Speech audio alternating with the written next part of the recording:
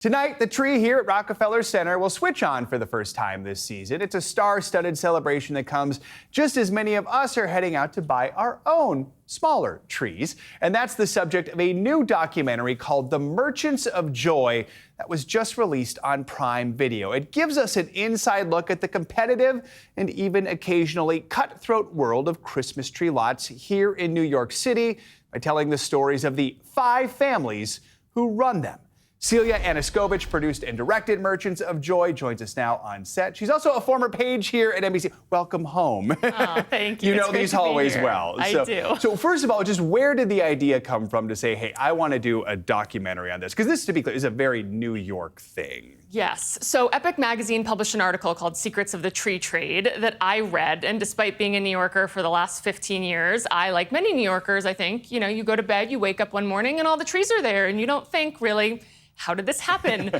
I got a look behind the curtain of how it happened. I also am probably the world's biggest fan of Christmas. So everyone I knew, including my own mother, sent me the article and said, this is your next documentary, you have to make it. I have to imagine maybe you were surprised a number of times while making this film. What surprised you the most? I think the thing that surprised me the most is that almost all of the trees sold in New York City are sold by this small group of people. And they know each other. They've been doing this for decades. It's really, as the film describes, 5 families of Christmas. Do they like each other, these families? I said cutthroat when I introduced it. They like to say, love, hate, frenemies. It's the tree season relationship, right?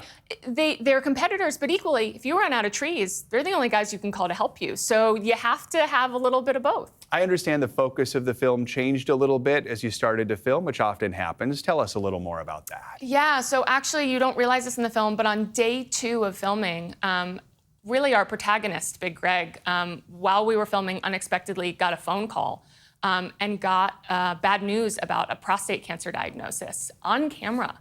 And we had to make a decision about what to do, and in many ways, Greg has said that this film was his dying wish and he wanted us to make it, and so we did. But because of that, the film became about far more than Christmas trees and cutthroat relationships. It became about family and tradition and what it means to buy a tree and why they do what they do and love it so much. These are always people's stories, but that had to make it even more personal. People might think, okay, they work a month or 2 a year and then that's it, but this is really a year-round operation, right? Christmas is 365, yep.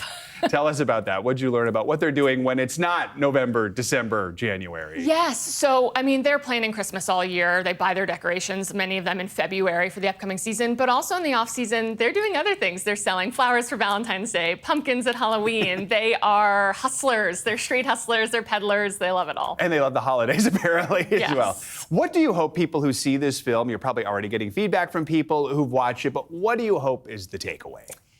Big Greg says it in the film, and it's the thing that I carry with me as well, is that Christmas can be every day, and that anyone can be Santa any day they choose. You say you went into this as the biggest Christmas fan. Did this make you even more of a fan, or what did it do to your love of Christmas? It did. I think, we're at 30 Rock right now. Sometimes this area can be really tough at Christmas. You're fighting people to see the tree. Spending a year on the streets of New York with New Yorkers restored my faith in New York. It restored my faith in Christmas. It really brought a level of magic that I didn't even know existed. So people were in a good mood throughout the whole thing. People love Christmas. Even if you don't celebrate it, people love it. I have to imagine while they're working, while they're selling the trees, what's it like? Is it chaotic for them? Well, you have to make your entire living for the year basically within 15 good days of sales. So talk about high stakes. Yeah.